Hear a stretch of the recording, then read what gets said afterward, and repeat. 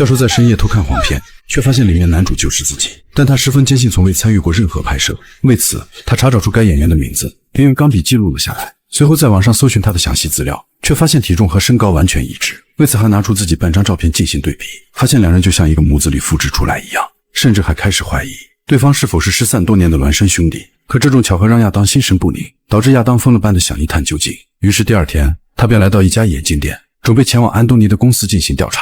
完全没有太多跟踪经验的他，试图在门口进行动手，可连续过去了几个小时，也依旧没有看见安东尼的身影。于是他尝试在门口等待，趁着有人进出大门的空隙，迅速向着大门跑去。进入大厅后，却发现有保安看守。为此他本想装作若无其事地走过，但还是被门卫一眼发现。Anthony? Hey, long time no see.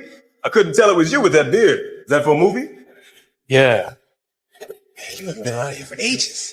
这突如其来的搭讪让亚当瞬间不知所措，只能谎称是来公司拿遗忘的文件。可令他没想到的是，正好门卫这就有一封安东尼的信。于是他拿着信件飞速跑出大楼，然后快速地躲进车里，并毫不犹豫地将信件打开，却在里面找到了安东尼的住所。随后便开车来到附近，找到小区旁边的公用电话，立马拨通了安东尼家的号码。然而接电话的正是安东尼的妻子，他不仅没有对亚当产生怀疑，还不停地呼叫着安东尼的名字。显然对方误认为自己就是安东尼，这让亚当细思极恐。这个安东尼不仅和他外貌相似，就连声音也是如此相像，以致他的妻子都无法辨别真假。这下亚当彻底慌了，完全不明白到底是怎么一回事。在经过一番激烈的思想斗争，亚当再一次拿起电话，这次电话正是安东尼本人接听。慌忙的亚当语无伦次，导致安东尼以为他就是个骗子。如果亚当再打来骚扰，将会以报警的方式进行处理。正当亚当声称和他长得一模一样，甚至连两个人的声音，连安东尼的妻子都无法分辨时，对方却突然将电话挂断。为此他再一次拨通了安东尼的电话，并迅速将事情的由来说了一遍，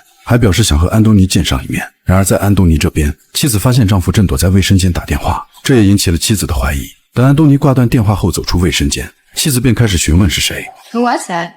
There's that same guy. What did he want? I don't know, he sounded crazy, like he sounded like a stalker or something. A stalker? Yeah, he said that he was a fan of mine, that he wanted to meet up or something.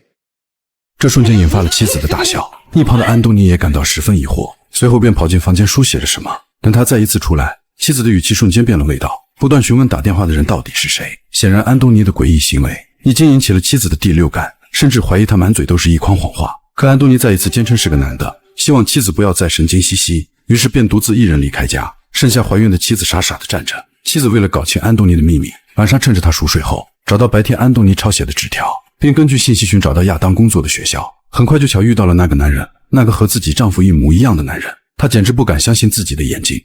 Everything all right? How many months are you? 6. That's nice. 听到对方对自己彬彬有礼，还以非常温和的态度表示祝福，她脸上竟写满了疑惑。明明外貌和声音完全一致，却在性格上有着天壤之别。他们真的是两个人吗？还是丈夫在故意捉弄自己？直到亚当起身离开后，她才慌忙地拨通安东尼的电话。 What's up, honey? Hello? 回到家的妻子彻底慌了。直到安东尼回到家后，他也没从刚才的男人那里走出来。直到晚上，安东尼才询问妻子发生了什么。妻子如实向他表示，自己白天见到了那个男人。 Who are you talking about? The guy on the phone. I went to his work. Are you okay? He had the same voice.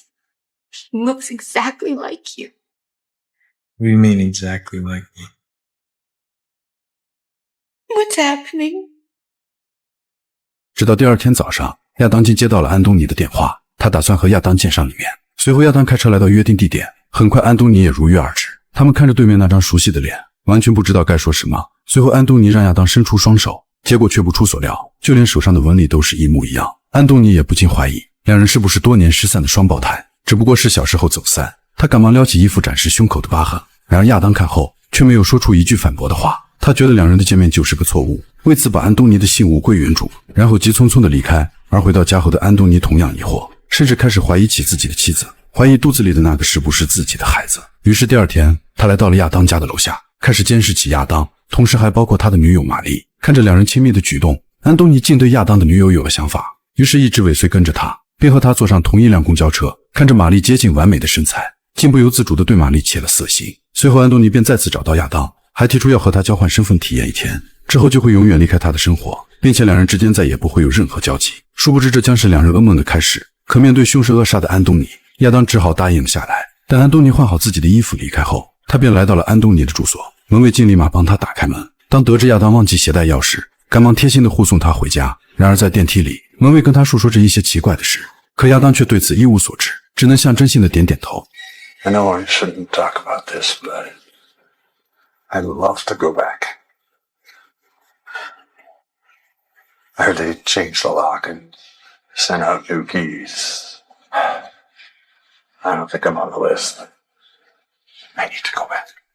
这让亚当只能敷衍地表示自己会尽可能地为他提供帮助。回到房间，亚当不知所措，他缓缓走进安东尼的房间，第一时间换掉身上的衣服，并将其好好的保存，然后整理杂乱的床面，就坐在沙发上看起了杂志。直到傍晚时分，妻子才终于回到了家。他疑惑地看着眼前的安东尼，以为他去了母亲的家，而亚当只能以临时有事为借口，随意搪塞了过去。然而在另一边，安东尼把女友玛丽约到了酒店，开始了两人的独处。但很快，玛丽发现安东尼手指上的痕迹，误以为亚当隐瞒了已经结婚的事实，愤怒地离他而去。可此时的亚当却在妻子的房前有些茫然，直到妻子催促他时，才带着一丝局促不安的心来到了安东尼的床边。此时妻子的眼中写满了疑惑，她已然知道现在的丈夫并不是安东尼，而是那个长得一模一样的男人。很快安东尼追上玛丽，他们依旧为此争执不休。玛丽怒斥他隐瞒了已婚的事实，而安东尼心中也怒火难忍。最后两人争吵愈发激烈，汽车竟在公路上左右摇摆。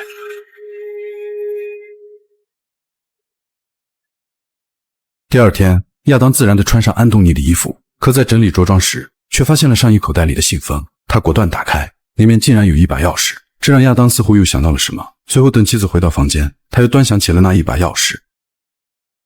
Alan, did you plan on doing something tonight?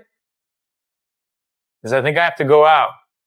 等了很久也没得到回应，于是他转身就要去寻找妻子，结果一个转头，影片就到这里全部结束。其实亚当和安东尼就是同一个人，并且电影中的妻子才是那个明白人。